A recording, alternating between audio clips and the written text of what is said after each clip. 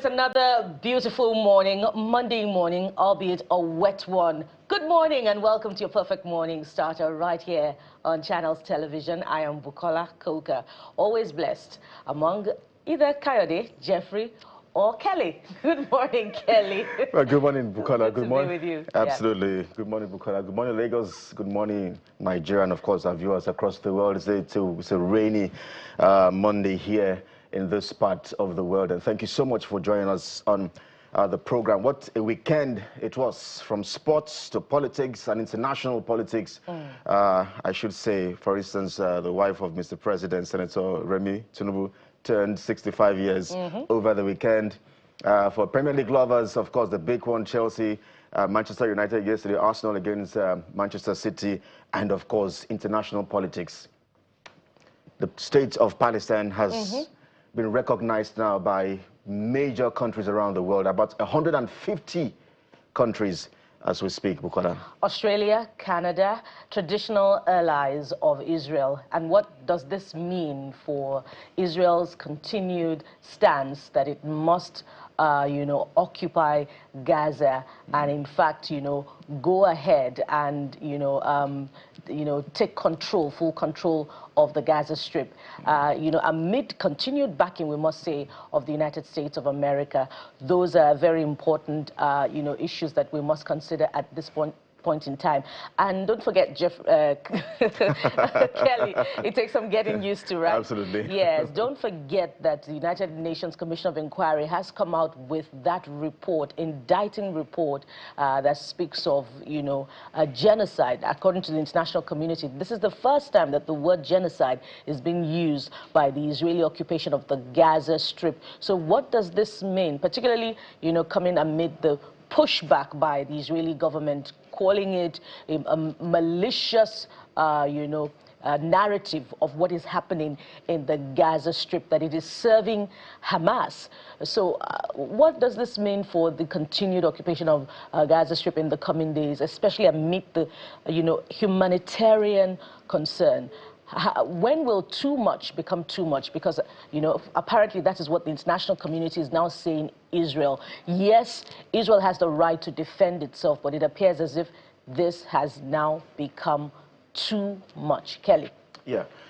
So, I mean, because just as you've mentioned this morning, so it's a significant moment indeed, a significant moment for Israel and nations around the world. For Palestine as well, there have been, these talks have been ongoing for quite some time. Remember, this conflict did not just start today. It's been there since the 20th century.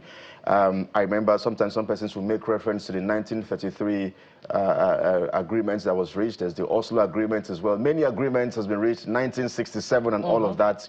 And yet these issues have lingered for many, many years down the line. There's also the question as to what's the solution really? Is it a one-state solution or a two-state solution? But we see now that these countries around the world, Europe particularly taking the lead, the UK, Australia, Canada, and we also hear that, I mean, all eyes will also be in New York this week as well for the United Nations General Assembly, where more countries, France, Emmanuel Macron, and some other countries are also going to be drumming supports for the states of Palestine. So there's a question of the viability of the state. Some have questioned, is there even a state left?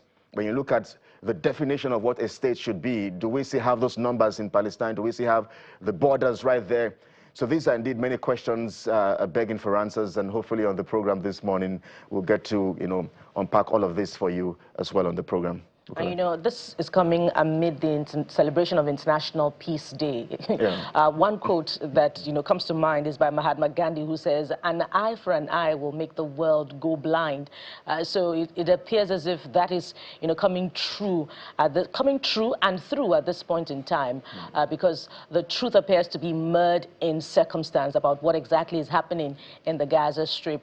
And of course, we're recording more deaths in the Gaza Strip as well. And there's also, the Russia-Ukraine situation to consider, and of course, the Sudan situation to consider as well. Yeah. Because of reports about human rights being committed, again, particularly against women. Those visuals are very, very troubling. But speaking of peace, River State is very much on our minds as well this morning. Recall, peace, we believe, we hope, has now returned to River State after many years of contention, over a disagreement between, former Governor Nyesom Wike and his successor, Sim Fubara. We saw the grand arrival of Governor Fubara to River State, return to River State yesterday, on Friday last week, and he has now officially resumed duty. And we also saw him, at a Thanksgiving service in church on Sunday, during which he was very full of gratitude and expressed a lot of positivity, ahead of him and the political situation in River State. But some very strong, compelling comments also came from the governor, when he made reference also to peace, where he said that the costliest the costliest peace, rather, is cheaper than the cheapest war.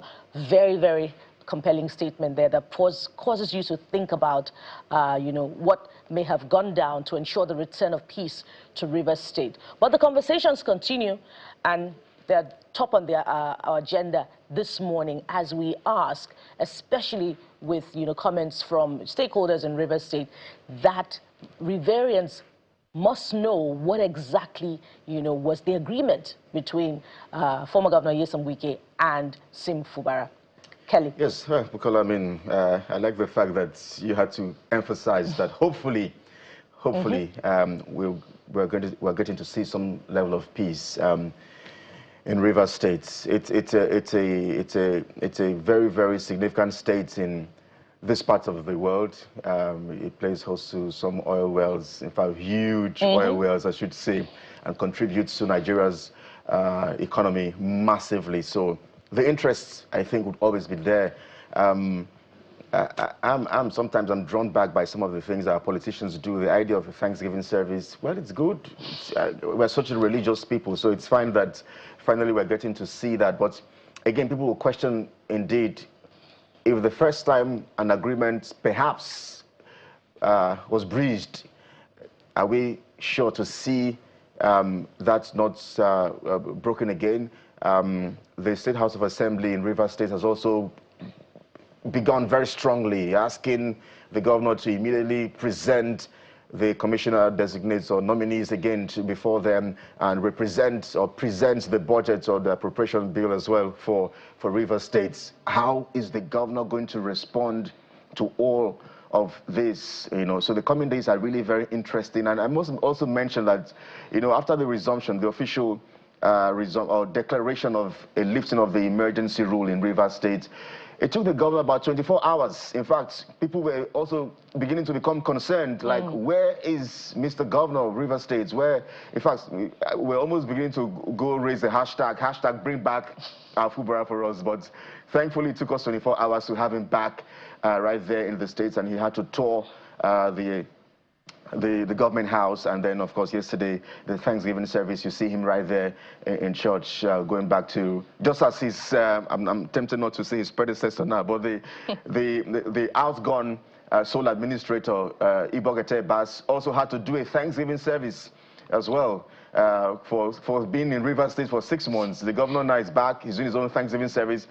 I'm wondering if the FCC minister is also going to do a Thanksgiving service as well. The State Assembly is going to do, they're also going to do a Thanksgiving service. So that defines the kind of people that we are. We're such a religious people, and sometimes all of these things, it beats my imagination how taxpayers' monies are being used for things as incessant or unnecessary as this. But hey, we're going to unpack all of this on the show today, and so we have so much for you this Monday morning. Let's get to walk you through what our outlook of this day, Monday, September 22, looks like on the show, guys. Yes, indeed.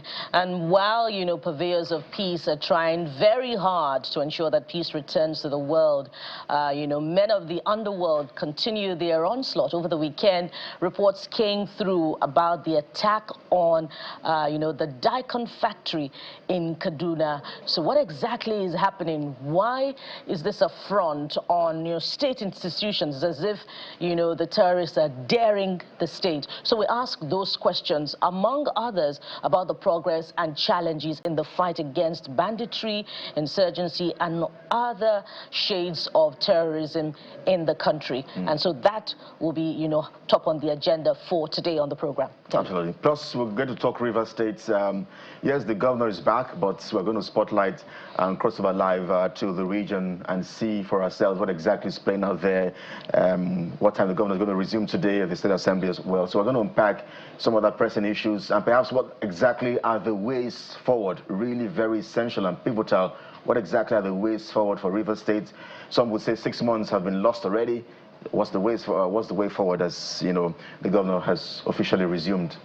And we touched down on where we started with Britain, Australia, and Canada's recognition of the need for a Palestinian state. What does this mean for the future of Israel in the Middle East? What does it mean for the future of Arab relations in the Middle East? And how critical is this need for a Palestinian state amid concerns about the future of particularly the younger population in Palestine, in the Gaza Strip? These are questions that we'll be asking as we touch down much later on the program, as we examine the consequences of the continuing Israel-Gaza war. That's also top on the agenda. But we must take a break now. When we return, we'll turn to the dailies and see what they're saying as we review them for you and empower you with information that you can use. So stay with the Morning Brief. We'll be right back.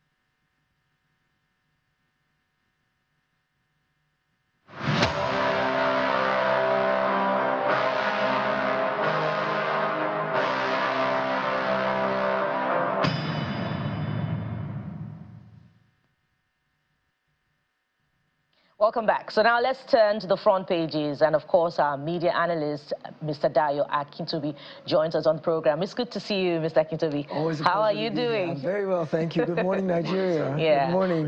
We Thank hope you. it was not too much of a rainy experience for you as you tried to get down here It wasn't today. too bad, no.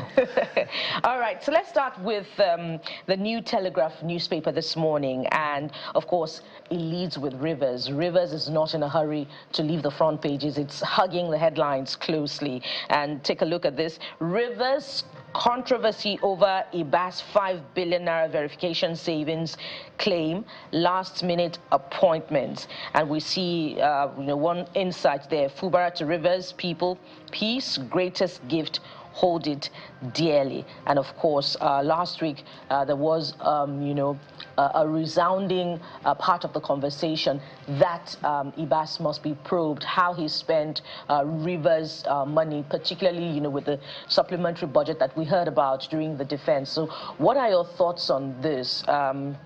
One step back, 2 steps forward, Mr. Akintobi. Well, the key point in what has happened in Rivers is the fact that everybody's advocating peace, all the way from the former governor Nyesom Wike when he was on Politics Today the other day. The thing he kept reiterating over and over again is that peace is the most important thing, that they have resolved their political issues. Peace has come back to Rivers. And I noticed that Governor Fubara himself, that was his mantra throughout. Even in the church service yesterday, he kept preaching peace. So I think the fact that everybody's united around this notion of peace, I think it is important and it is paramount, and it makes secondary all the ancillary issues, from whether a state of emergency should even have been declared, because of course constitutionally the president has the power to do that, and he did deploy that power, but there are legal questions about was it appropriate. I think the verbiage of the Constitution says if there's a breakdown of law and order, a state of emergency can be declared. People are arguing that there was a political crisis, but it never escalated to the point of a state of emergency, and that the president was undemocratic in declaring that state of emergency. Having said that, The president did it. He used his powers. The state of emergency happened. The 6 months has expired. The question now becomes the sole administrator, his 6 months tenure, is it subject to legislative review?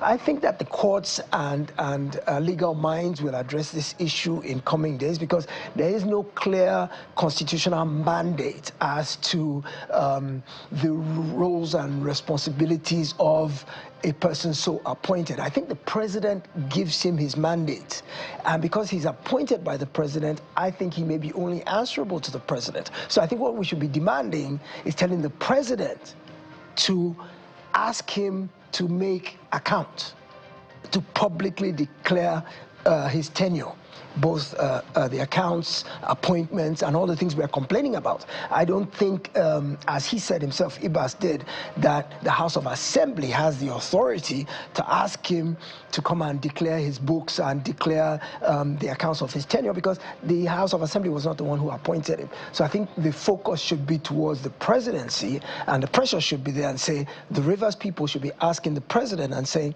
okay, for 6 months, our money was administered by somebody that you appointed, and we didn't have any democratic say-so whatsoever. Because remember, in a normal democratic setting, when an appropriation bill is passed, they generally have public hearings. You know, the people, the electorate, have a say in how their money is spent. When you appoint a sole administrator, you basically suspend constitutional and democratic rights. So the sole administrator was acting independently under the auspices of the presidency. So that's the only person who has the authority to question him or probe him. But the Rivers people are a bit disgruntled and want to know, have a full accounting of that 6 month period. So I think they should focus their attention in a different direction in terms of where they apply the pressure. But I do think there's nothing untoward about asking him to declare, give a report on his tenure of 6 months. That report should cover the accounting, his appointments, the projects that were signed, contracts that were given. It should give us an entire overview of his 6 month tenure. Well, I totally agree with you, especially when people get to look at the last-minute appointments that he made as sole administrator for just 6 months. Let's take a look at this. Nigeria, another newspaper this morning, relates with something absolutely different from politics. It says, failed transactions, banks, customers decry delay in money reversal. Once complaints resolved within 2 days, as pressure on customer service desks blamed for ugly situation.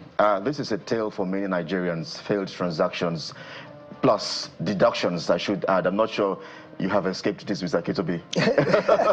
I don't think any Nigerian has escaped it. We all have tales of woe when it comes to electronic transactions, in terms of reversals, in terms of wrong debits, in terms of you put your card in the ATM, it does ch-ch-ch-ch, like it's counting the money, and the money doesn't come out, but you're debited. And the banks are slow. They're very quick to take your money, but they're slow to give it back. Absolutely. And I think that's just the way of banking around the world. But I think there should be penalties. This is the thing. The thing is, does the regulator hold banks to account if they're slow to return your money? There are rules, for example, like in the airlines. If an airline delays your flight for more than 2 hours, there's recourse for you. You can ask for compensation. So I'm wondering, I've read, I think vaguely I recall in the back of my head that there are some rules on the ground that already exist that penalize the banks if within a certain reasonable window. And by reasonable, 2 days. 2 days is even too long, because there are situations where that is your last money, and all of a sudden it's hanging. You have no other backup. You have no fallback position. You've gone to do this thing. Your money is stuck. You can't get it back. You have nowhere to turn. And they're dawdling about giving it back. I think there should be penalties. And I think, see, we have laws on the books for every kind of misbehavior. Corporate, individual, any kind of malfeasance. We have rules on the books in Nigeria. It's not about the absence of laws. It's about the enforcement. What's the willpower? What's the political will? What is the economic will to begin to hold authorities to power. The banks are very powerful, and they have a lot of political clout. I'm sure they back many of the political aspirants, and many of them, even if they don't openly declare political affiliation, bottom line is they are corporate behemoths that carry so much authority that even the House of Assembly may be a little bit gun-shy at trying to hold them to account and say the average Nigerian cannot afford to suffer the way you're making them suffer. Sometimes reversals take a month. You have to visit banks repeatedly. Why should I have to leave my work, pay transport to go to my branch, sit in a queue for God knows how long, simply to ask you to give me my money back? I shouldn't even have to. It should be automatic reversal, and it should be as instant as possible. So I think there should be harsh penalties. Part of our problem in Nigeria is that we get away with murder. There's no accountability. There is no punishment for bad behavior. Corporations should not only be held to account, but should be made to pay, and pay stringently. I would like to see something like 100,000 naira fine per day that you don't return my 50 naira. If it's just my 50 naira you're holding and you don't return it for so many hours, you should pay 100,000 per day, per week, per hour, per minute that you're holding my money. Trust me, they'll sit up if they have that kind of hammer hanging over their head. Just to perhaps squeeze in maybe two more questions as regards this, because some argue that the banking sector is where you see one of the biggest frauds in this part of the world. So I wonder if you think sometimes this could be a deliberate attempt by these banks to outsmart Nigerians. I mean, you know, for a long time, Nigerians didn't even know some of these deductions. Just 2 naira, you feel like, you know what, I don't care about 2 naira, 1 naira, 5 naira. 2 naira in 20 million places is a lot of money. A lot of money, you know, in very recent times, what we saw. So I wonder if you think this could be a deliberate attempt. And then the banks would also argue that, you know what, we're hit heavily by the Japa syndrome a few years down the line. Some of our experts had to leave the country, and that's why we experienced this kind of a drawback in terms of how our facilities have functioned in very recent times. That's no excuse, really. In terms of whether they're deliberately doing this, whether there's fraud involved, I'll tell you that there's no bank fraud that occurs that the insiders are not complicit. It's not possible to carry out a heist or a fraud in a bank without some insider collaborating with the people who are doing it. So I don't think there's an individual direct move to hold your money for so many extra days, maybe because somebody will benefit the interest. I think it's a systemic problem. I think it's a systemic corporate problem that has to do with their infrastructure, that has to do with their backbone, which leads to your second question, is that how depleted were they by this Japa syndrome in terms of their talent, their technology talent fleeing overseas? How did that affect their operations? That's none of our business. If they felt like they were less than capable in the technology department, then they should have shut down and given us our money back, or told us, sorry, we can't cope, take your money elsewhere. It's not an excuse to say that we lost some of our best brains and as a result our infrastructure is struggling. You owe a duty of care to my money. When I gave it to you, you didn't give any conditions. When I gave it to you for safekeeping, I gave it to you because I felt that no matter what happens, not only is my money safe, it's also available to me anytime I need it. For you to now start giving me excuses that, well, unfortunately, some unforeseen circumstances that I didn't foresee when I collected your money have now inhibited my ability to perform as I promised I would. That's a breach of fiduciary responsibility, and I don't have to tolerate that. So I don't think that's an excuse at all. I couldn't agree with you more. And it appears as if the fintechs are now giving, the traditional banks a run for their money, with the new level of competence that they bring to the banking system with instant transactions and all of that. But there's a whole gamut of issues as far as, banking is concerned. We might also ask why there's no money in the ATMs and why we now have to resort to a second exchange rate with the POS machines. People, yes. That's the new experience. And, you know, absolutely. you wonder if you find that in other countries of the world. There are so many other issues to explore. But let's go to the Leadership newspaper, which also, you know, trills with an issue that affects every one of us. Petroleum supply. Dangote refinery is Nigeria's future. This is from the front page of Leadership newspaper.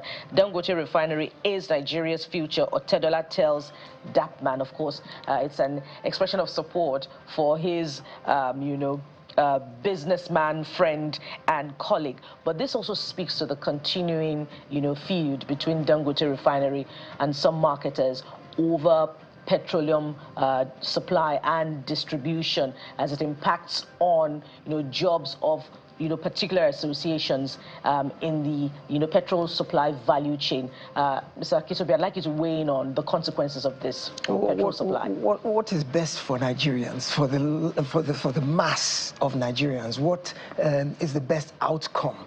I believe that when Dangote refinery came online, it was a good thing for Nigeria. When it was being built, when it was being proposed, when it was being financed, we all agreed that it was going to be a good thing for Nigeria. And I think now that it is on stream and it is up and running and it is supplying, I think we can see stability in the fuel availability. We see some stability in pricing. We don't see shortages. We don't see queues as much as they used to exist. So I think Dangote refinery, if the political chess pieces are put in place properly, I think it should be a win-win for all parties. I think there's still a bit of squabbling here and there because there's apprehension about the livelihood of certain sectors. Look at what he has done now. He has imported so many thousand trucks to do direct distribution at no cost. That right there, that at no cost, should excite every Nigerian because... But that's a threat to the truck drivers. It is a threat to the truck Yeah. drivers, but how many are the truck drivers versus 200 million? What number do they represent among all of us that they should hold us to ransom? I think there's got to be some middle ground where they can both have some benefits in such a way that the masses will be the eventual winner. And this, I was on the Lekki Expressway the other day and I saw those trucks and they lined up for miles. And I could just see the potential that if the stumbling blocks were removed and these trucks were able to load up from the refinery and fan out all across Nigeria and deliver fuel, transport free, transport cost free to every fuel station. At the end of the day, the Nigerian consumer has to be the winner. So I think we should all gang up and try and find solutions to the people who are dislocated by this advancement.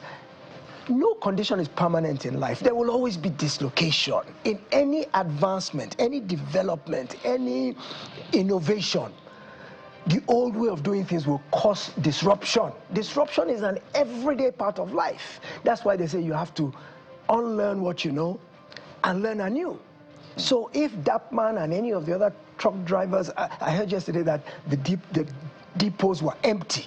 The depots where they normally store the fuel, where the trucks go and collect, they were empty. No activity because Dangote is doing direct supply. So the old depot people, the old truckers, they should begin to rethink and reinvent themselves. You mentioned a short while ago that the fintechs have stepped in to meet the gaps being left by the traditional banks. That's innovation. That's adjusting to new realities. So every sector will always be disrupted. That is the nature of advancement. But if that disruption affects you, look at AI, it's taking away everybody's jobs. Does that mean we sit at home and mope about it and cry? No, we unlearn what we knew, we relearn, and we start doing different things in different ways. So I think that we all need to rally around this Dangote of a man. I think what he has done is beneficial for Nigeria if we allow him. So if it is beneficial to all Nigerians, that means, you know, an elimination of an aspect of the cost that would have impacted on price. Absolutely. So should we now be demanding a further reduction in the pump price of petrol? In the days of the PPPRA, we would, you know, have officials of that department going to filling stations, you know, to ensure compliance. But we do not have that kind of regulation in a deregulated market. So how do we then, you know, reintroduce that to ensure, to demand a reduction in the pump price of petrol, such that Nigerians are not extorted? We demanded deregulation. The PIA gave it to us, right? And deregulation simply means that market forces dictate prices. That's why we should encourage competition. That's why you hear cries about, oh, he's a monopolist. Let's watch against monopolistic tendencies, because if he corners the market, he can dictate the price at will. But the notion of capitalism, free markets, is that the market dictates the price through competition. So if all of a sudden Dangote has a stranglehold on the entire petroleum value chain, all the way from crude all the way to the finished product, then he can run roughshod over all of our pockets. But I think Nigeria is a bit too complex and too sophisticated for that kind of a thing to happen in an economy of 200 million people who are aware, whose very livelihoods depend on the price of fuel. Fuel has a direct impact on every aspect of our daily lives. So I don't think that anybody could just suddenly hike the price of fuel ×2 or ×3 as a private individual and expect to get away with it without grinding a country to a halt. So yes, you have the new pangs of this world, NLCs, who kind of try to hold checks and balances against runaway marauders masking themselves as entrepreneurs. So I think there are checks and balances in place enough that will inhibit Dangote from being able to run away with pricing in any way. But what you asked me, Bukola, is how do we bring that pricing benefit to the pump, where it will benefit the man on the streets every day? Well, I think that Dangote himself, I think apart from being an astute businessman, I think he also to some extent has some altruistic motives. So I think once he sees his costs dropping, say, for example, this notion of delivering the fuel direct, that's an added cost to him. For now, he's not saying he's passing on that cost to us at the pump. So we've already benefited, because that which we used to pay, or which was added to it. But it may be cheaper for him, for his own operation. Yeah, absolutely, it may be at the end of the day. But what we should all look at is the fact that prices at the pump are still holding steady today, despite what has happened. And we should continue to just watch that bottom line and be scrupulous. Oversight and regulation keeps excesses in check. Let's take a look at the Guardian newspaper this morning. It leads with something different. It leads with politics. It says 2027 political divisions deepen over Tinubu's reforms. Mr. Kisobe, I wonder if you think that sometimes the Tinubu administration is making it perhaps a bit easier for the opposition ahead of 2027. Well, for you to see this degree of political activity, this degree of ferment, this early in the stage, because we're only halfway through the first tenure, and there's already so much dust being thrown up about 2027. Usually political activity doesn't start until the third year, even if in the second year it's still a bit tepid. But for it to be this virulent, this early, it means that people sense a vulnerability, political players sense a vulnerability that, okay, so perhaps the administration, its reforms might be in the right direction, but the effects are not being felt quickly enough to where there's genuine disgruntlement and a bit of concern in the populace, to where political players want to take advantage of that because they feel they can spin it that this government does not have your best interests at heart, and everything they've done has unleashed suffering on you. From the very first day, May 29, 2023, all they've done is unleash suffering on you, and they keep doing it every day. New taxes, new taxes, new taxes. So those who would want to compete, see, in politics, it's about kicking the man when he's down. You seize the moment, carpe diem. You take advantage of the weakness of your opponent.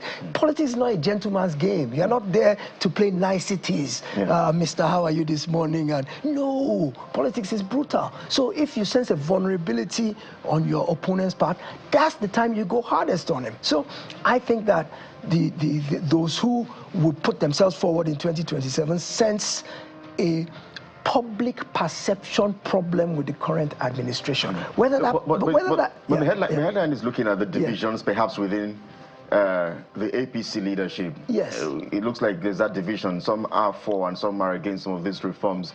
But people have referred to the president as a strategist when it has to do with politics. Absolutely. Do you think he's going to tone down a bit on these reforms ahead of the elections? I think he's committed himself to a particular path, and I don't think anything will make him deviate from that. I think this very aspect of political strategist that you've just mentioned is how he will resolve the issues. All the aspects of what the impact is on his policies, that will all play second fiddle to the backroom dealing, the exchange, the patronage, the you scratch my back, which he's a master at. So all the people who are joining, even within the APC now, he has what it takes to shut them up. And he will do that.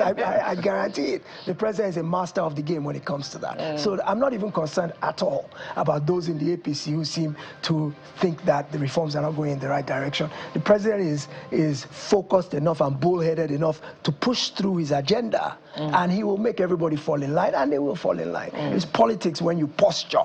Those who are posturing like they're against it now, they're out for something, and they will get it eventually. And speaking of posturing, you know, the opposition is also posturing in one way or the other. Yes. You know, but are Nigerians seeing altruism, you know, a genuineness in their posturing? And that, I guess that's what will inform their decisions ahead of 2027. Absolutely. But thank you very much, Mr. Dayak. It was always a delight. Always a pleasure to be here. With your analysis on the program. Thank you. Thank you for having me.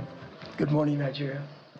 And speaking of delight, there's more to come. Maybe not in the way that you would expect it, but with the hope that there'll be solutions in our next conversation. We'll be focusing on security as it has to do with Nigeria's north, and indeed as it affects the entire part of the country. So stay with us for this one coming up next on the program. We'll be right back.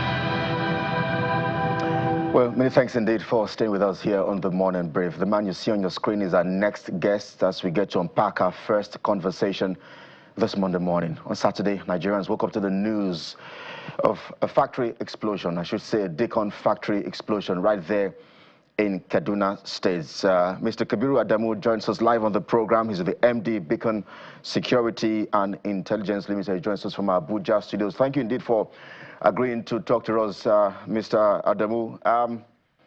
I wonder how perhaps you received this news of an explosion right there in Kaduna State. Good morning. Worrisome. As you know, the president visited Kaduna, and then he left, and then the first thing we had was that explosion. So the first thing that came to my mind was it a sabotage or was it a safety accident? And then of course I was concerned to know if there were any fatalities, and with time we got to know that the fatality level was low. We also, for now, there is no indication that it was a sabotage. And then, of course, I think the way the government responded was also quite commendable. The Minister of State for Defense has visited. A committee has been set up to investigate what happened. And so a statement also issued by DICON indicated that the situation is under, they've contained the situation and that it was a minor accident. So until the committee that has been set up comes out with a comprehensive report, for now it looks like it was a safety accident. Well, Dr. Adamu, I mean, it's the fact that we always we are so quick to react, and many Nigerians are wondering, could this have been prevented in the first place? That's my second question. Then I should also ask you, it took DICON more than 24 hours to put out an official statement about this particular attack. It could have been prevented, but as we know, these are materials that are components for assembling different types of weapons, ammonium nitrate, several materials for assembling different types of weapons. And I think one of the policies of this current administration is to enhance and increase our capacity for local production of weapons. So that means DICON has seen more activities than it used to in the past. And I think most of us in the security and defense sector has commended the Bola Tinubu administration for this desire, this policy imperative to increase by 40% the local production of our weaponry. So instead of the money that we're currently devoting to external, countries, foreign countries to buy weapons, that money will sort of stay in Nigeria. In fact, the vision is that Nigeria would be selling these weapons to other countries. And already we've seen a semblance of that where other countries have shown interest. But the risk associated with that is issues around safety standards within the production site. And in this instance, it was a disposal pit where some of these expired materials have been deposited and they were being decommissioned. So until the committee comes out with a clear report to say this is what happened, it would be a bit foolhardy to reach any conclusion. But there are standards for the disposal of either expired materials or for the disposal of some of these chemicals or materials that are used for the production of weapons. And those standards come under strict supervision, especially given that these are explosives and incendiary materials that one small error could ignite the type of explosion that we saw. If you take us back about 20 years ago or thereabout to what happened in Ikeja in Lagos, when ordinances of this sort exploded, and of course the result was people died, communities were destroyed, and then you now compare it with what happened in Kaduna, you know that the possibility, I don't want to preempt the outcome of the report, but the fact that it has been contained, and we're hearing that the fatality level as at now, the official figure says 1 person, but there are other sources that are saying up to 3 or 4 people may have died. Now, irrespective whether it's the 1 or the 3 or 4, when you compare it with that incident in Ikeja a couple of years ago, you would realize that perhaps the standards have improved tremendously. But again, let's not preempt the committee's report. Let's wait for that report, and hopefully we'll find out more about what happened. And more importantly, what measures would need to be implemented to reduce or prevent a reoccurrence. I must say, and this is with all sense of responsibility, in my interaction and experience with the several defense and security organizations, the standards for collecting, storing, and the disposal of some of these ordinances is extremely weak. And there are instances of that. You recall what happened in Yola a couple of years ago at the police division in Adamawa State when the same incendiary materials went up in flame. So there are gaps, and those gaps would need to be corrected. But for now, since this is DICON is slightly different from the police. I think it's good to wait for the outcome of the committee's report. So, Dr. Adamu, I'd like you to speak to, this other important aspect of the conversation that's beyond the explanation that DICON may have provided, which is, the attack on military installations. This is DICON, but this is not the first time that we've seen an attack on defense installations, particularly in Kaduna. In June, there were reports of attack on a forward operating base in Niger and Kaduna. We didn't touch on the Abuja Inquirer. We hear that security operatives were ambushed in Benue, according to what the Abuja Inquirer is reporting, is telling us. So speak to this strategy of the bandits or the insurgents in this case, and why our defense installations are vulnerable. Thank you, Bukola. Let me make it clear that we're discussing two things here. For now, the incident in Kaduna is presumed not to be an attack. It's presumed to be a safety occurrence for now, and available information speaks to that. However, you're right, there are several incidents. The most disturbing was what happened in Banki in Borno State, when a military formation was overrun and taken over for at least 12 hours by these non-state armed actors. It could have been ISWAP, because they have released on their magazine called AMAC. In that magazine, they claim to have conquered 2 military formations. Then in Benue State, we've also monitored over the weekend an attack on security forces that led to the death of several policemen. In Kogi State, the same thing that led to the abduction of an expatriate that they were guarding. And there are several other instances of such attacks. So again, we're speaking about two things. The one in Kaduna, the safety gap that led to that explosion, and then these other targeted attacks at our security forces. Now, for the targeted attacks, it is a simple indication of the failure of the state to uphold its supremacy on the use of force. When non-state actors target and attack our security forces, and with the success rates that we're seeing, then the monopoly that we should have as a state for the use of force is being challenged by these non-state actors. And I would call on anyone concerned, especially at the federal level and even at the state level, to take this seriously. No state should allow this level of effrontery against its security forces. They are our first and last line of defense.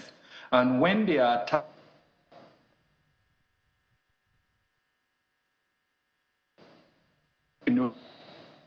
Committee of Nations. Oh dear, it appears that we're experiencing continuing glitch in our communication through to Dr. Adamu, and just as he was trying to explain a very critical aspect of, the continuing attacks, which would be why there's a continuing, attack on security architecture, and in fact, soldiers who are at the battlefield. We, touched on that which happened in Benue State. Was reported by the Abuja Inquirer.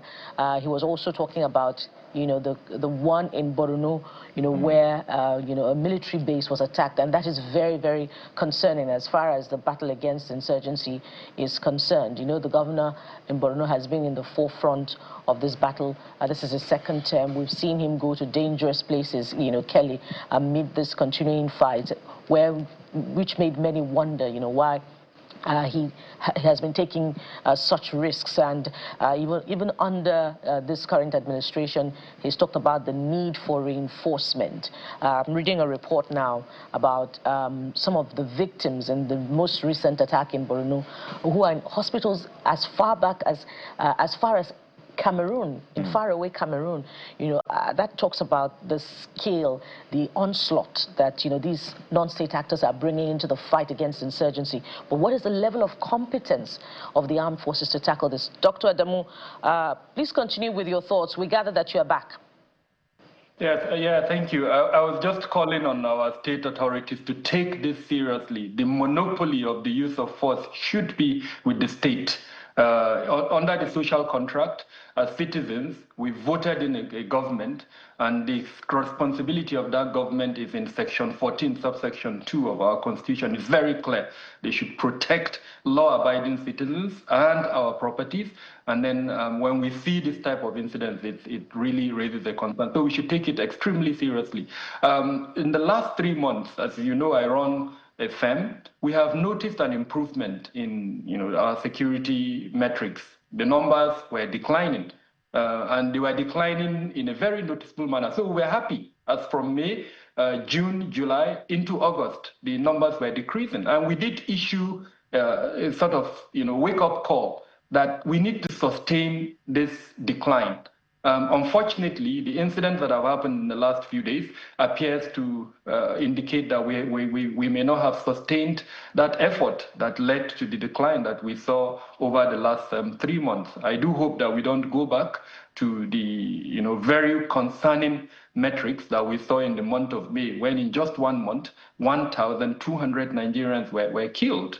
So again, I think this is a wake-up call for everyone involved in security, for everyone holding a government position, to ensure that this issue is brought to a stop. No non-state actor should have the confidence to attack our security forces in the manner that they are doing at the moment.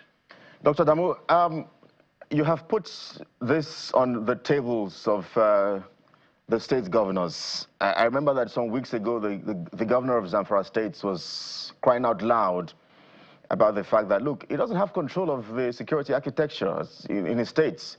So it's interesting to see that you have put this on the table of the state governments. That's number one. Number two, I visited Borno State, I think 2 or 3 weeks ago. I visited precisely Bama as well, one of the IDP camps there, where I'm even grateful that 2 weeks after my visits, that community was attacked and 63 persons died.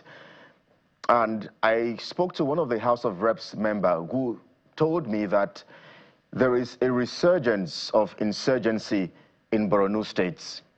So I wonder if you agree with him, with that particular, I'm trying to not to disclose his identity, but do you think there's a resurgence? Because what he said to us, Channel CV exclusively, is that a good number of his communities have been taken over by insurgents. Okay, starting with your first question, I referred to the National Security Enterprise. The National Security Enterprise comprises, individuals, organizations. In the minimum, there are 29 primary ministries, departments, and agencies that are responsible for security. And then you have another 12, 13 thereabout that are associated and supporting this 29. I'll give you an example. The EFCC as an example that goes after corrupt individuals, including within the security organizations, and perhaps even the NFIU, the Nigeria Financial Intelligence Unit. All those are kind of associated, they're not primary ones. So when you count them all, we're talking about 42 at the federal level. Now, in addition to these organizations, you also have policies.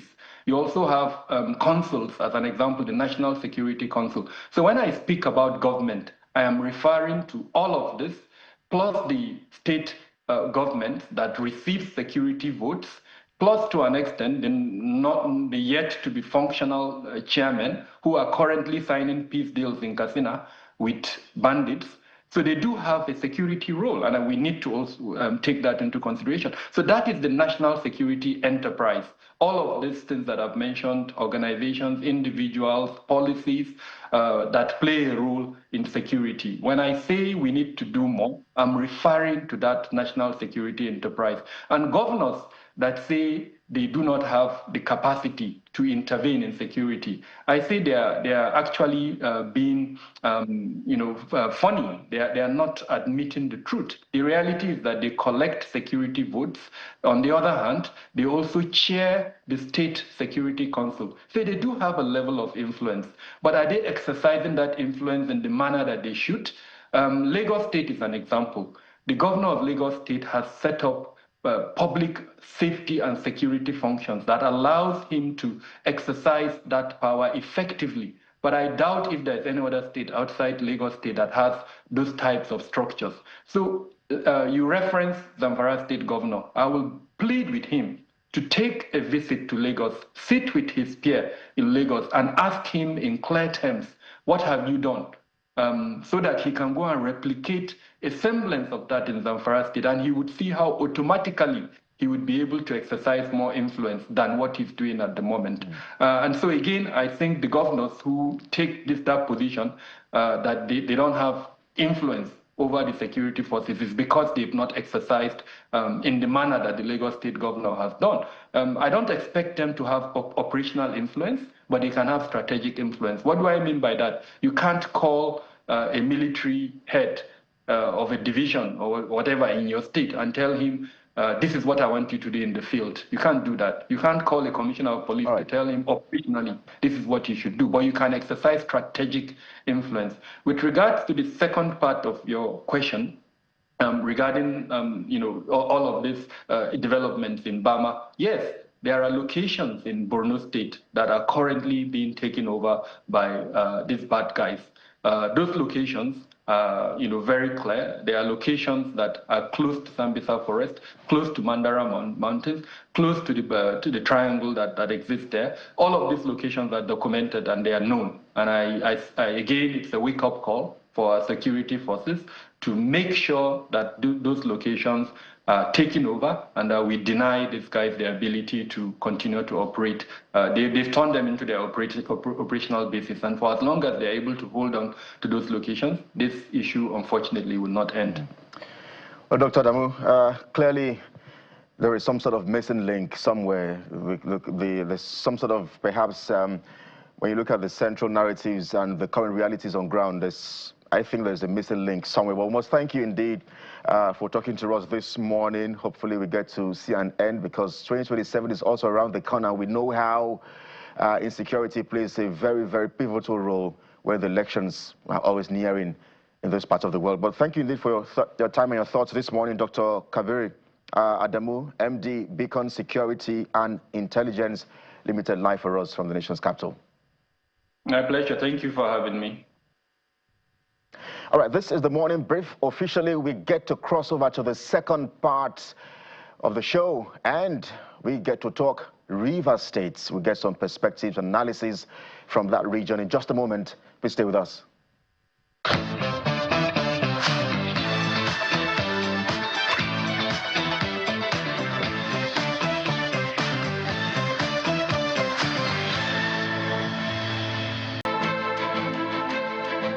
As your governor, I accepted to abide by the state of emergency declaration and choose to cooperate with Mr. President and the National Assembly, guided by my conviction that no sacrifice was too great to secure peace, stability, and progress of River State.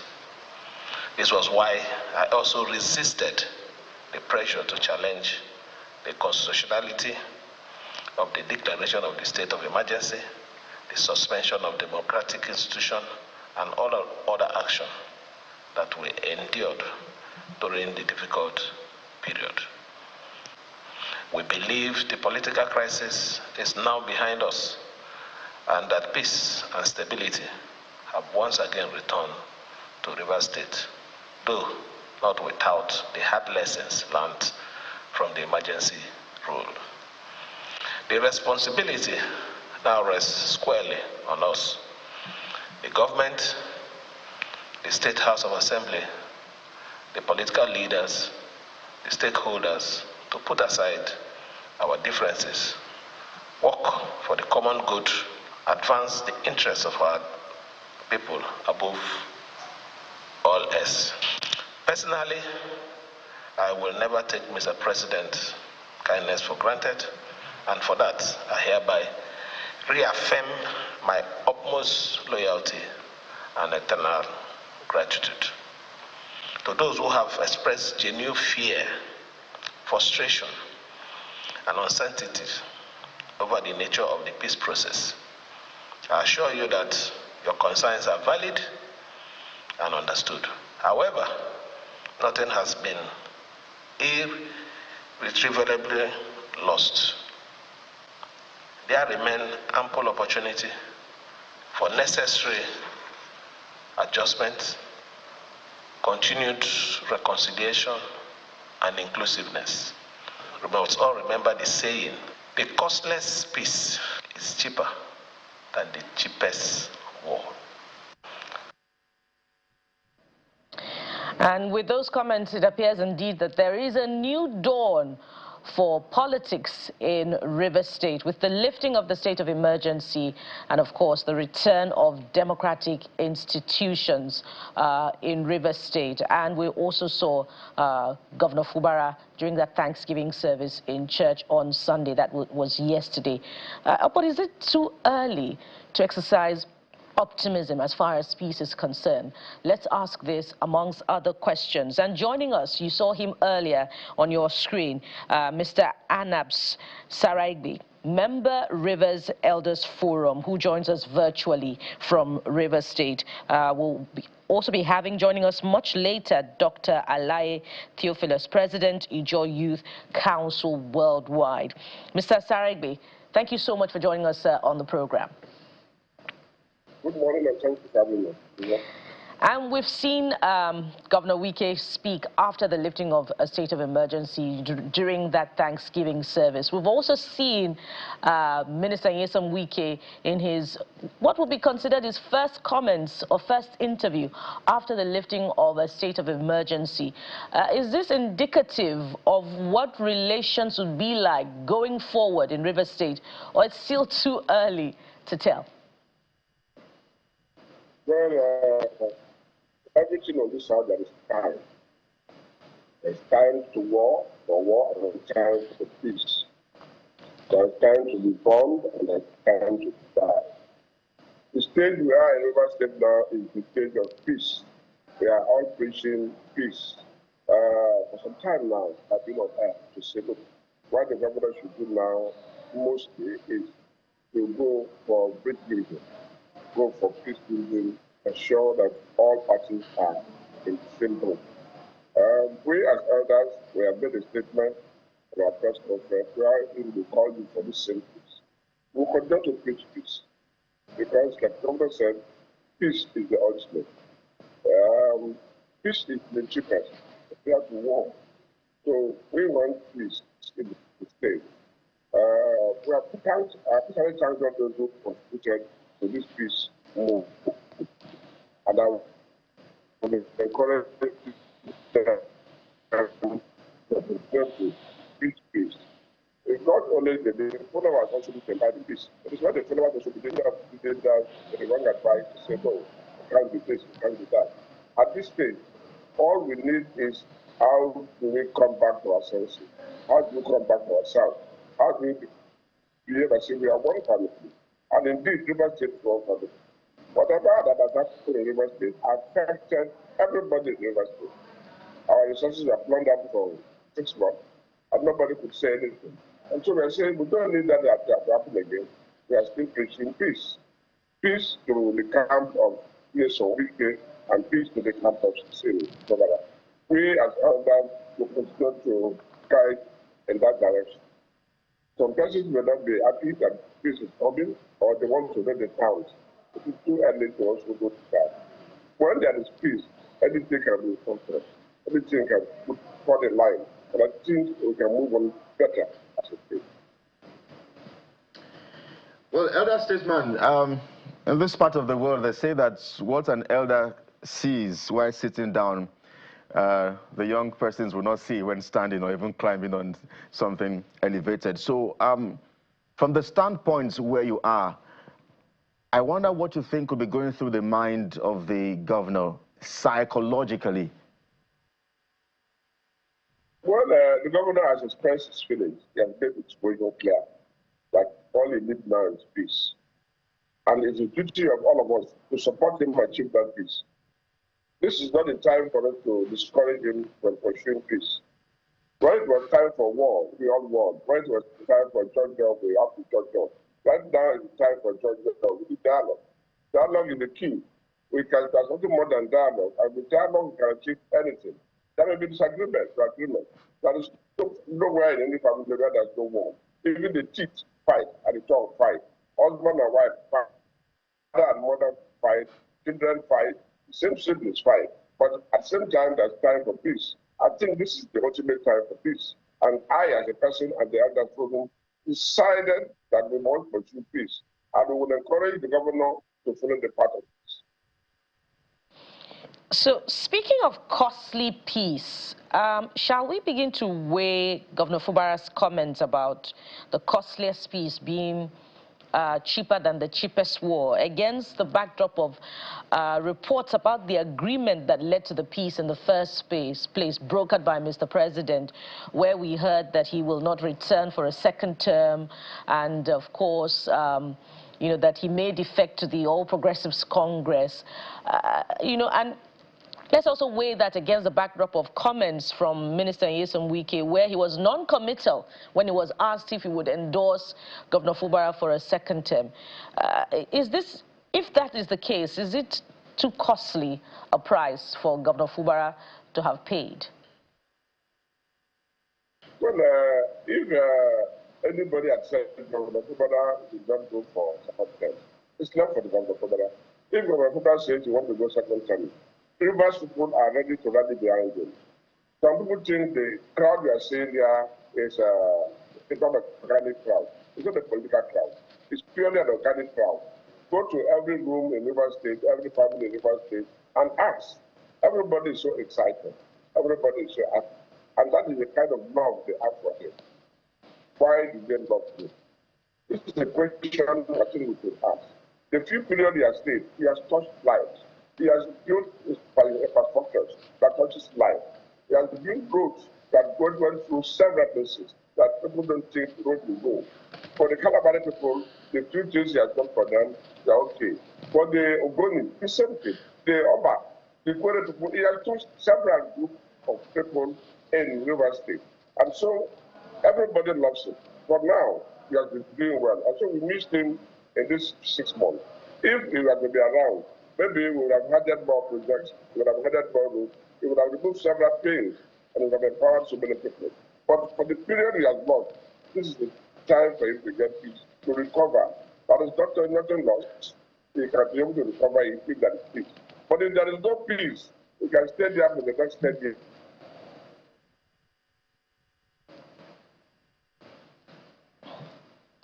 Oh dear.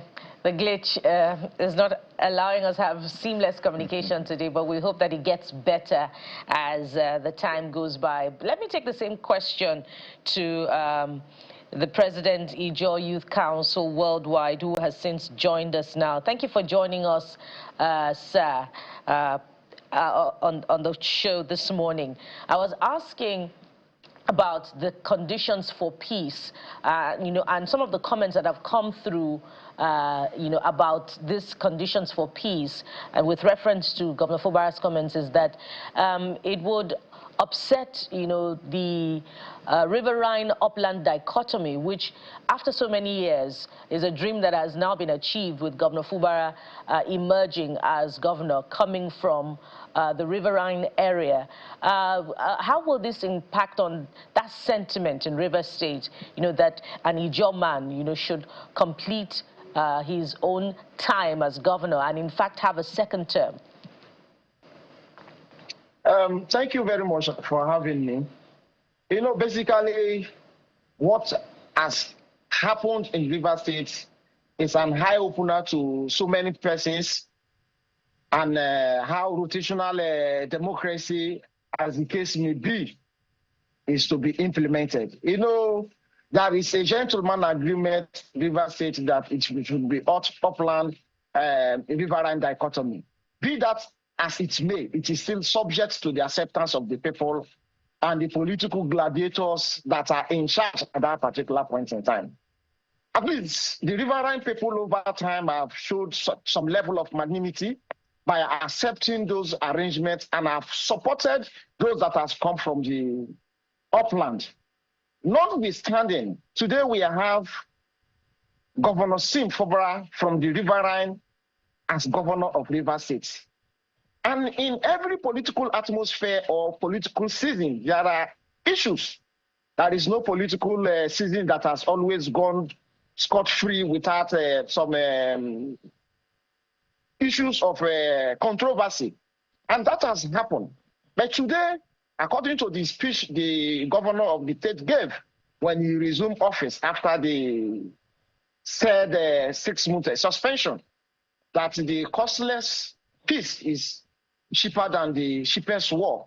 I used to tell you that the body language of the governor have always been how peace can be restored in Rivers State so that the people of Rivers State can have the dividends of democracy. To a larger extent, he has told us that all the peace agreements, he will abide by it. That is to tell you that he is not concerned about himself, but Rivers people and Rivers State succeeding in the current democratic dispensation. So I will always say that with the level of maturity the governor have used during the period of the crisis before the state of emergency and after the state of emergency, have shown that he's a living hero.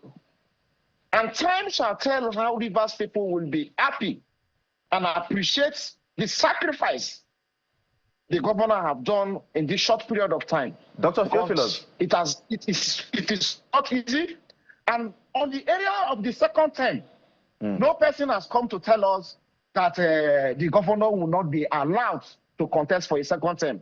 And we believe that the Rivers people, both in Upland and the Riverine, understand that it is the time for the Riverine to complete their second term. So if the governor deems that is not coming, which we believe it will be very, very difficult. If it is coming, we believe that, including the wicked camp, those in the opposition and everybody will give him the needed support, because these are the kind of politicians that we want to see in our political space.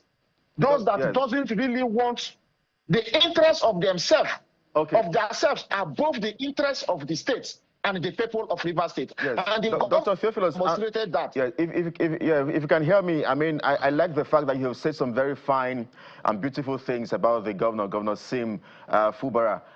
I'm wondering if you can also say some of these kind of fine and beautiful things about his predecessor, his godfather.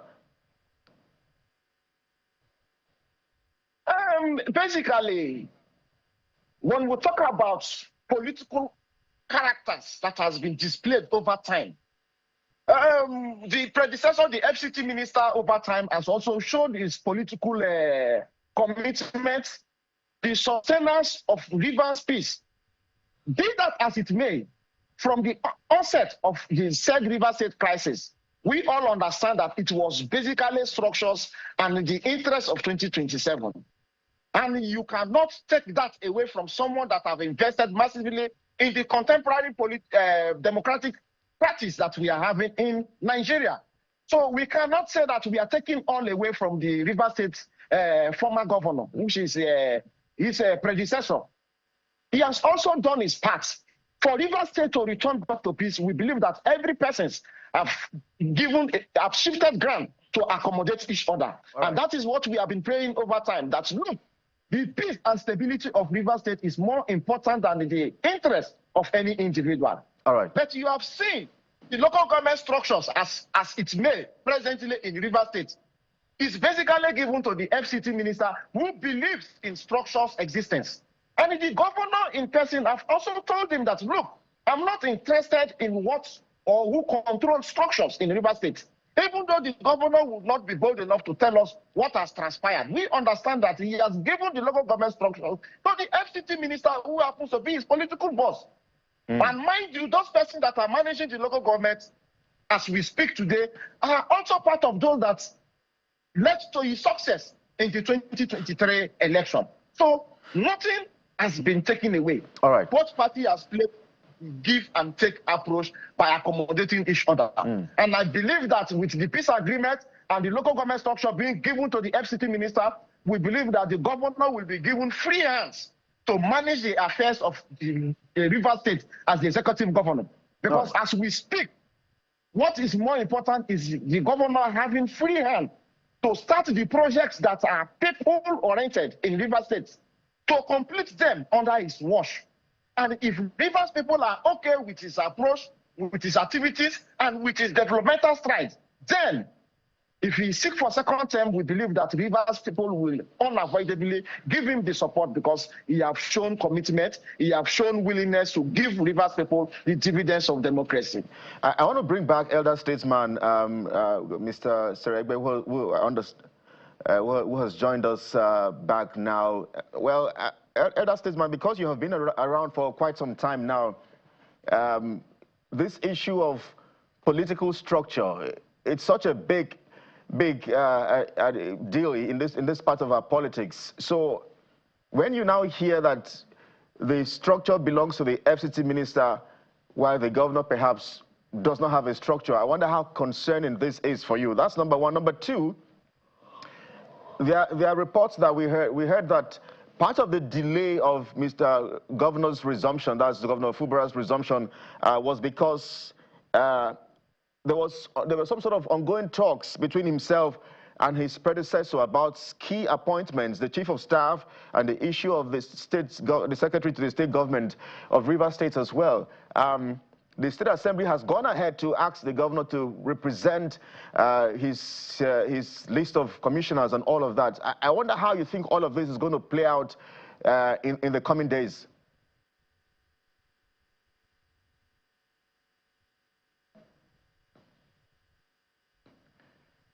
Elder statesman, I think you have to unmute, please, so we can hear you.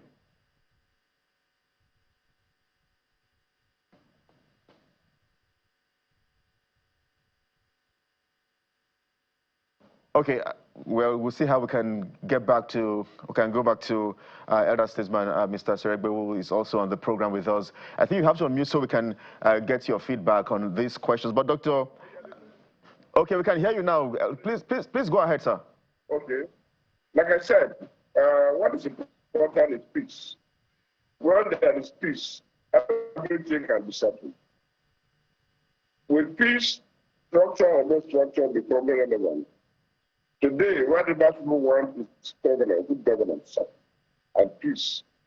The moment there's good governance and there is peace, even your enemies will support you because they are enjoying your projects, your program, and because there is peace. So the governor should not bother himself now with structure or no structure. He should not bother himself with conditions. What is important is the governor of Rivers State. As the governor of Rivers State, he has some positional obligations. And those obligations will still guide whatever discussions they have. Provided the discussion center around the constitutional frameworks of the governor, it's okay. Every other condition outside the constitutional provision, there is no problem with it. The governor, as a governor, has certain powers. Those powers should be given to him as a governor. Those respects should be given to him as a governor. We don't want to go to the era where the governor is called the governor, you are idiot, all that. All that will stop. From the other camp, too, they should know that the governor is the governor and is the governor of all. It's their own governor, it's our own governor. And therefore, there must be respect. You cannot talk of peace without respecting one another. There must be mutual respect for one another. There must be mutual respect for the interests of one another. And therefore, no winner takes all must come to play. The governor must see himself as the father of all. But that would then mean that Governor Wike controls the political structure. By implication, he controls the PDP in Rivers. He controls what many consider the APC-PDP, if you like, in Rivers State. He controls the local government structure. If this new round of reports is anything to go by, he is also dictating the commissioners list that will be represented to the State Assembly. So what is then left for the governor? Are you content with having a spineless governor? Let me tell you something. The moment your wife is happy with you in the house, you will get everything. If your wife is not happy with you at home, everything you have is not your own. That is the life. So a governor owns everything. As the governor of Rivers State, everything in Rivers State belongs to the government. Everything belongs to the government. So if the governor has peace and is being loved, everything anybody takes will come to him. because it's the ultimate owner of the whole state. Therefore, we don't need to bother about who owns what or who owns what at this moment. What is important is the governor should take control of the state. The moment you take control of the state, everything about the state will center out the government, around the government. What are you going to? Where are you going to talk? We have seen examples. But the governor must sit well and have a total control that yes, is the governor of the state. As soon as that is done, every other thing becomes secondary. That's the way I look at it. Well, maybe I should just ask you a simple question that requires maybe a yes or no. So will you be disappointed if he officially defects to the APC? Well, I am not a politician. I used to be a politician. I was a founder of PDP University. I was also one of those who brought APC. Today, I am not in APC, neither am I in PDP. So party is not the issue. Party is a vehicle that people use to get to political office. So I don't bother what the party is. What is important is the person. Is the governor doing what I want him to do? And is he doing what the state wants him to do? Are the people in the state happy? That is the ultimate. The other thing is fanfare. When that party comes, party goes. I don't see how party becomes a very important issue down. I haven't seen it all. I have been in the APC, I've been in PDP, and I have left them on my own. Nobody broke me. On my own, I decided to say, I don't want to be part of that. So if today it belongs to the political party, we have also seen a situation where the governor moved to another party and won election. So it's not important about party now. Party, the governor has come to serve Rivers. Can they serve Rivers with peace? So far as you get peace to serve Rivers people, I am okay. Seems like a lot to, sacrifice, but that is the governor's commentary. Let me come to you, Dr. Theophilus. What counsel would you be offering Governor Fubara now, particularly about how to navigate the treacherous waters? We want to assume that there's peace, but he's encircled if he has no structure on ground that he can call his own. So how do you, would you advise him to navigate not having an ally in the most important aspects of governance? First of all, you need to really understand the concepts the governor himself is using to manage the affairs of Rivers State. From the day he resumed office to date, he has never interfered with the local government fund. So taking the local government structure, he believes that has nothing to do with him, because what he wants to do is to use the funds that belongs to the state to give the people of Rivers State the dividends of democracy. And he believes that the local government structures, the local government chairman, and all the rest will also use the funds that are available for the local government for the development and the well-being of the grassroots structure. So he does not have a single problem. Number two, he believes that the commissioners and every other appointees, including the SLG that is coming to work with him at the state level, which is the executive level, will definitely understand him. And they will definitely pilot the affairs of the state for the benefit of Rivers people.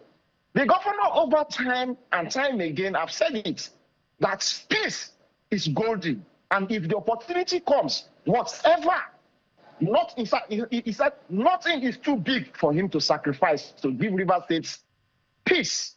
And that opportunity has come, and he has grabbed it with both hands. And we believe that the commissioners and every other appointee that will be given in the next few weeks or days will definitely rally around him to give the people of Rivers State the dividends of democracy. Some wonderful project has already been established, started by him. We believe that he's coming back, he's going to complete some of those projects and also commission new ones, just for Rivers people to understand that we are practicing democracy, and democracy is all about the interests of the grassroots. And what are those things? Infrastructure, security, electricity. And the governor, as we have seen over time, have invested in those sectors massively. So we believe that he will definitely manage, because he does not have interest with the local government funds. He does not have interest with how the local government funds are being managed, in as much as those in charge of the local government are also using the fund meaningfully for the people of the local government. And we believe if there is any form of mismanagement, there are already anti-graft agencies all over the place. And today, the presidency, the Attorney General of the Federation, and so many persons have said that, look, we are paying the local government funds directly to the local government account. If there is any form of mismanagement, they will be held accountable. And the anti-graft agencies are there. So the governor has little or nothing to lose. I believe that with his maturity, the wisdom he has used to manage during the crisis until the post-crisis era, he will definitely still navigate around everything that is around him to give Rivers State the opportunity to benefit from the current democracy that Nigeria is practicing, which Rivers State is part of. Dr. Theophilus, because the FCC minister is also a major player in this politics of Rivers State, even though he's no longer governor. So I wonder what your words or counsel would be to him as the leader of the Ijaw nation worldwide. I didn't, if he's the leader of Ijaw nation worldwide or his position, I didn't get your last statement, please. No, I was asking, you are the president of the Ijaw nation worldwide. So I'm wondering Yes. Yeah, so I'm asking what your counsel would be to the FCT minister, who, I mean, is also a very pivotal player in this politics. Okay, thank you very much. My little candid advice to the FCT minister is that nobody is disputing his position as the leader of Rivers State politics as of today. And as the president of the Ijaw Youth Council, I believe that Rivers State having stability will always affect every other part.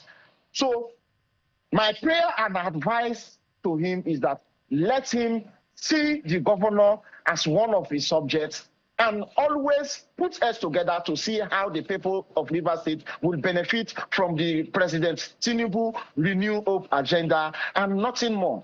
Thank you.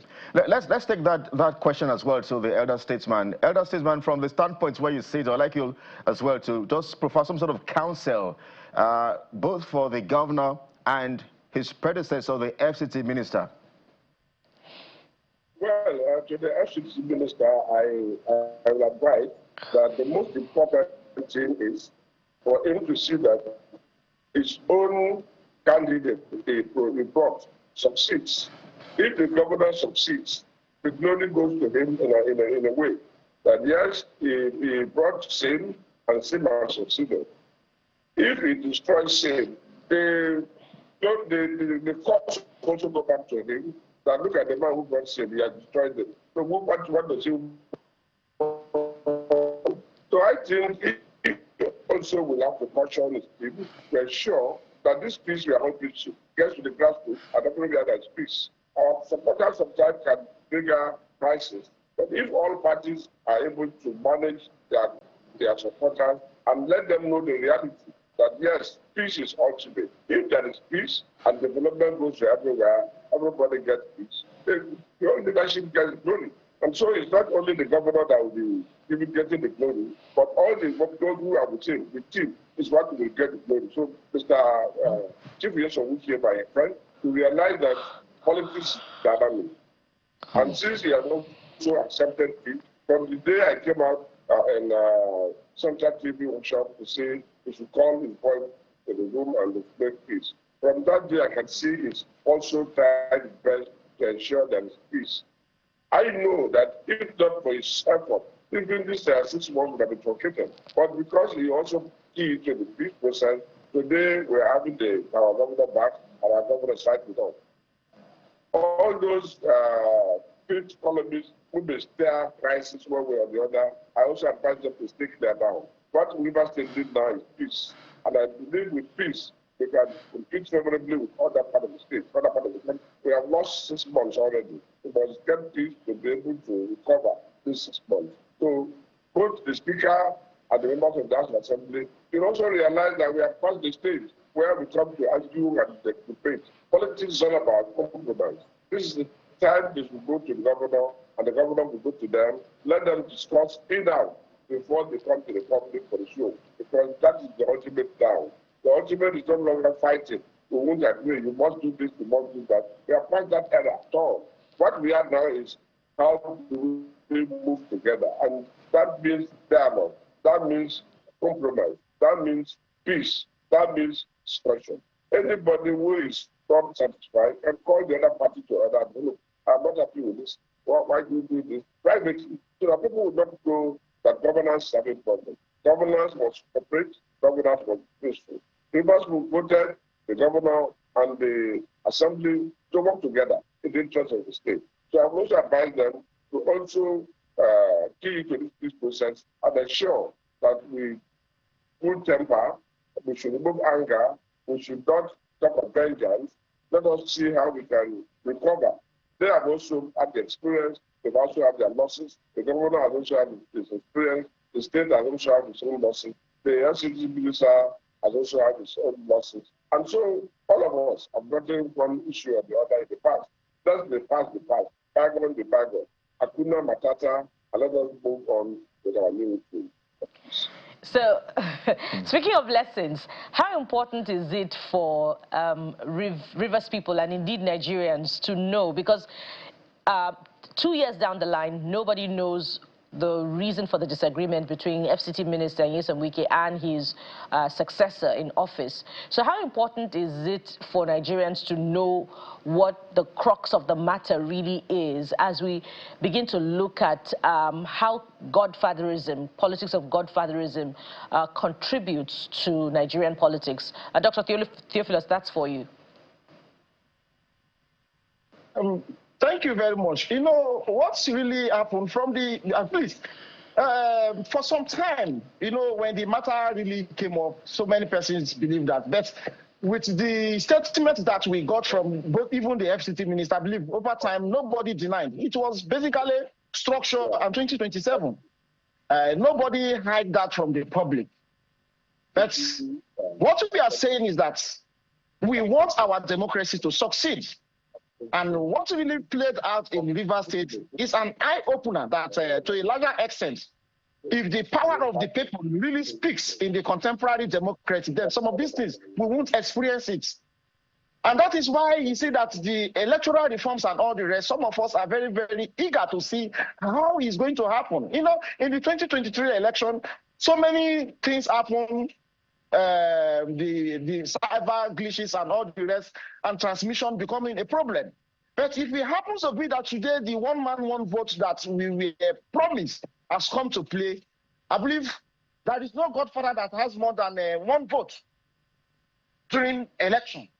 So no matter how your political structure and your political family is, just your one vote that you can mandate that it is yours. And that is the only one you can beat your chest, that you can give.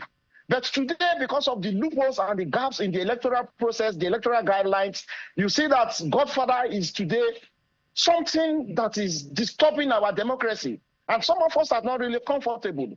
You know, when this issue of impeachment, suspension, emergency happened in Rivers State, and when some of us were really, really angry, it's because we want our democracy to succeed. We wouldn't want Nigeria to be turned into a banana republic or an animal farm where one person will tell you that 1 million vote belongs to me. You can't apportion 1 million brain because you don't have what it takes to give 1 million votes. As an individual, what you can give is your one vote. And today, our political parties has also made us understand that they don't operate based on ideology. They operate based on the one that is available for them to get to where they want to be. So it is becoming worrisome.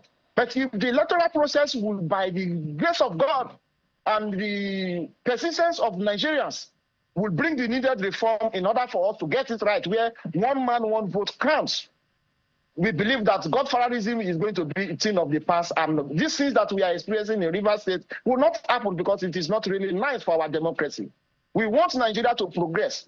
We don't want youth restlessness. We don't want some form of crisis like what is happening in Nepal and all the rest. Nigeria is the giant of Africa, and our sustenance and survival will definitely send a strong signal to the entire African world and the world. And that would be a fine place to anchor it. And we hope that these sentiments of peace, which apparently are becoming, similar from Rivers State, will be long-lasting, just as they keep coming through. And we thank you very much, Elder Anab Saraigbe, member Rivers Elders Forum, who joined us virtually, and not forgetting Dr. Alaye Theophilus, President, Ijaw Youth Council Worldwide. Gentlemen, thank you for your time on the program. Thank you so much. And the quest for peace continues, this time beyond the shores of Nigeria to the Middle East, where 3 countries, Canada, Australia, and Britain, have recognized the need for a Palestinian state as a solution to the crisis in the Gaza Strip. Join us for that conversation after this time out.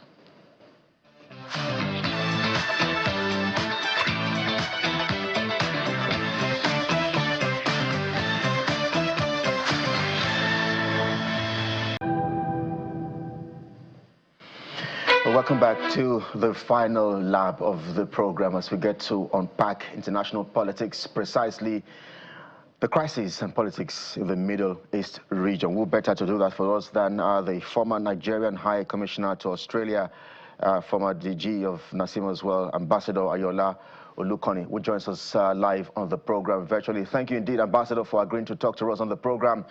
This indeed is a significant moment. The fact that the UK, Australia, Canada, and we hear that more countries around the world would get to endorse the need for a Palestinian state. So I wonder what your immediate reaction would be to this move, plus the fact that all eyes are in New York for the United Nations General Assembly.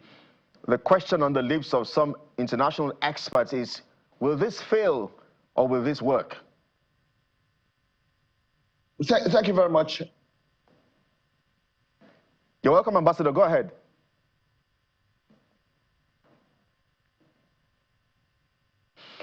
Well, Ambassador Ayola Olukoni, former Nigerian High Commissioner to Australia, is our guest on the program as we get to talk international politics, looking at the need for the state, the need for a Palestinian state. Major countries around the world, especially in Europe, have had to endorse the need for that state. There's been the controversy as to will a one-party state provide solution, or a two-state solution, rather, a one-state or two-state solution. Would that be perhaps an end to the crisis? I understand Ambassador is back with us this morning. Ambassador, I was asking you what your immediate assessment is about this particular story, where these countries around the world have agreed perhaps on the need for a Palestinian state. Plus, the second part of my question is that all eyes are in New York for the UN General Assembly. The question on the lips of experts is that, will this fail or will this work?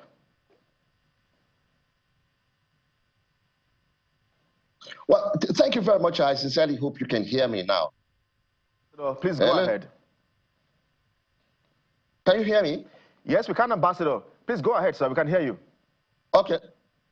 Okay, thank you very much. And thank you for the invitation. I think this is a positive development, whatever way you want to look at it. I was on the ground of the UN General Assembly in 2012 when the state of Palestine was granted an observer status as a member of the United States, of the United Nations. 2012, now this is 2025. Implicitly 13 years after, we now see that more states have recognized the need to recognize the state of Palestine. I think it's a very, very positive development. And when you have countries like the UK, Canada, Australia, I served in Australia as High Commissioner. I know it means a lot, both for the United Nations and also for the Palestinian people. And of course, you had mentioned the question of this two-state solution. I think what has happened now is that, thank God, the issue of this two-state solution as the way out is back on the line. It was in the background before, but now it's back on the line. For me, and I think for the world and for the United Nations, I think this is the way to go. And I sincerely hope that we will have something positive along the line. So implicitly, Palestine can also sit in the General Assembly. I know that the Security Council is still there to ratify this, but it's a very, very positive development coming from these countries. And you know, of course, Nigeria has since recognized the state of Palestine. Indeed, the Palestinian ambassador was once the Dean of Diplomatic Corps. And I said that, I said kudos to the UN and to these countries that have recognized the state of Palestine. Ambassador, the question is, there are arguments as to where exactly or what is Palestine and where exactly will Palestine be, because in terms of the boundaries, in terms of geography, it looks like the people have had to move. So that's part of the arguments. I was part and parcel of the Oslo Peace Accord. I served in Israel 1994 to 1998. That was when the Oslo Peace Accord started implementation. People like Tej Lassen, who we met. The three issues that are left are: one, the final borders, the status of Jerusalem, and also the refugee question. But we had a border. It is clear where it is. I mean, you have East Jerusalem is even still considered as part of the state of Palestine. And I know, and I'm not talking theory. Luckily, I was in the Palm Mission, New York. I served in 1989 in the Palm Mission, New York. Then saw the whole question of Palestine. I think it's agenda item number 130 something or something like that. And so when I got on ground in Israel, I saw it practically. The lines are clear. Resolution 242 is the reference point. We know where those lines are. The question of contesting is there. So that was why the Palestinian Authority was given the right to establish its own government at that particular period. That was what happened. Now, let us come back to where we are now. Don't forget that even the state of Israel, the man who envisioned the state, Theodore Herzl, 1897, it did not come into play. It did not come into existence until 1948. That was 52 years after, when Theodore Herzl envisioned it. Now, we now have a situation in which, through what we have seen across the world, satellite television, TV, has shown us what is going on in Gaza, and it is not right. The entire world is not right. That's why these countries have taken this position. We know the borders. Don't let us just argue over the question of where the borders are. We know the borders. We know where they are, and of course, like we say, the two-state solution, of course, is going to be the issue. And I'm glad the recognition by these countries has pushed the issue to the forefront now. That let us go back to where we abandoned it. Don't forget, General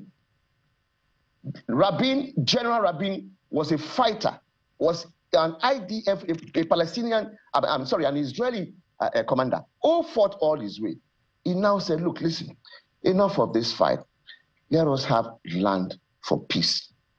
In 1995, I was in Israel. Unfortunately, Rabin was killed. If Rabin was not killed, me and you will not be discussing what we are discussing here today. We will not be discussing what we are discussing today. But fast forward to today, the UN General Assembly is going to start. All of them have announced it. Now they will go to the podium of the UN to say, yes, we are recognizing Palestine. And let us see what can be done in terms of the final borders. Well, in terms of the question, just two-state solution. I'm sure Israeli representatives will have counter-arguments as to the gray areas of the fine lines that you talk about. But let's go to other aspects of the debate, which is the concern that the recognition of the need for a Palestinian state by these traditionally Israeli allies doesn't demand the release of hostages by Hamas. How valid is this concern amid the continuing threat that Hamas may pose in the future to a Palestinian state and indeed to Israeli interests? In the world of diplomacy, beyond the question of the fingers at each other and banging tables, a lot of discussions are going on at the back. I mean, look at what happened between Qatar and the Israelis recently. you'll be shocked and discover that discussions are going on. I am showing that going on in terms of the question and issues of it. The recognition by the UK, Australia, and of course, by the time the general debate starts and the head of states of these countries come to the forefront to talk about the recognizing Palestine, a lot of things is going to change, definitely, in terms of it. I mean, let us just say that. I mean, don't forget, if you want to, 1913, the Native Act, 1948, official apartheid instituted. What happened in there? Fast forward to 1990, Mandela was released, discussion started, 1994, South Africa, apartheid collapsed. Independent. So I envision and I see that the movement that we are seeing, I was just telling your colleague earlier, I was on the ground in the General Assembly 2012 when they were granted an observer status. And if you go back to history, 1974, when Arafat came in with a gun and olive tree, said, don't let the olive tree drop, man. They did not allow him to talk. Eventually, the UN invited him and he spoke. Of course, eventually, we know what happened in terms of. So I see that this movement, especially in the international environment, the United Nations is the home of the human race. Do we have any other place? No. It's the UN that is the home of the human race. That's why all of us say, let us go and see how we can live quietly, peacefully with each other. Even when there were disagreements in terms of how to work and live with each other, and people who refuse to obey the laws of God and they should not kill themselves. We had the convention, the Geneva Conventions on the laws of war. Let us kill ourselves in a very mild manner, in a manner that will not be savage, It's a momentous period for the state of Palestine. It's a momentous period for the United Nations. It's a momentous period for the Middle East, and it's a momentous period also. And don't forget, thousands of Israelis are on the ground every day in Tel Aviv protesting. Let us end this war so that the hostages which you talk about can, can come back home. Now, let's take some time to reflect on Israel's activity itself. Speaking of which, the United Nations Commission Inquiry has come up with a report that tags its activities as a genocide. Some high points of the report say it bears all the markings of a genocide, causing bodily harm, preventing births, sexual and gender-based violence. What do you make of Israel's pushback? And can, Navi Pillay, who is famed for, producing reports of that nature, does she have anything to gain, by producing a report that will serve the interests of Hamas? Let me say this. There are members of the Israeli government in the Israeli parliament who have agreed and said, look, what we are doing in Gaza is genocide, period. If you cover it very well, if you watch it very well. There are people pushing for national government in the state of Israel. Now, this is not right. I think you understand what I'm saying. Secondly, the International Court of Justice is where all of us go. The International Court of Justice has ruled already that what is going on in Gaza is genocide. But international law, I'm a student of international law. I'm also a practitioner of international law. The question and issue is, who is going to effectively handle this in terms of the question of effective implementation of international law? But the point and issue which I'm making is that it's a moot point. We all see it every day. It's not for nothing that we have the Genocide Convention.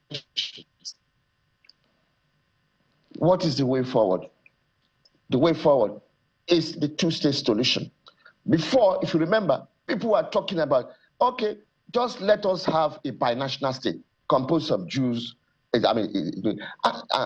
Palestinians. But people said, no, let each nation, let each group have its own nation, its own country. The state of Palestine, side by side with the state of Israel. I think that is where we are going, and that's where that should be the focus. Well, Ambassador, allow me just squeeze in this final question, because the Israeli government has vehemently denied these accusations. But the Prime Minister, Mr. Benjamin Netanyahu, is due to be in the U.S. in the coming days. I would like to also quote him, because he has criticized this move by countries around the world to recognize the Palestinian state. In his words, he says that you are giving a massive prize to terror. I wonder what you make of his pushback, plus the meeting with the U.S. President in the coming days, because the U.S. is yet to make any official statement about this Palestinian state. Well, that's not surprising. That's what you'll expect in terms of the position of Mr. Netanyahu. But that's a midpoint. The respective countries have exercised their right from the perspective of sovereignty, their right to recognize who they want to recognize. Canada, UK, Australia, and all of us have done that. That is what we have seen. Definitely, when you go to the United Nations generally and you get to the podium, you say whatever you want to say in terms of your own perception. And if we go back to the history of the human race, our civilization, Black people were, for 400 years, treated as slaves. And people were defending it. Even people were using the sacred text like the Bible to justify it. Was it right? No, it was not right. But 1948, when we had the Universal Declaration of Human Rights, the UN told all countries that had colonial territories, release them, dispossess yourself, let these people govern themselves. I don't think, France, of course, is all going to stand there. So I think we should not bother ourselves too much with what Mr. Netanyahu is going to say, or the meeting is going to have. Those countries in their own right. Nigeria since 1984, we have recognized Palestine. Have we not? Yes.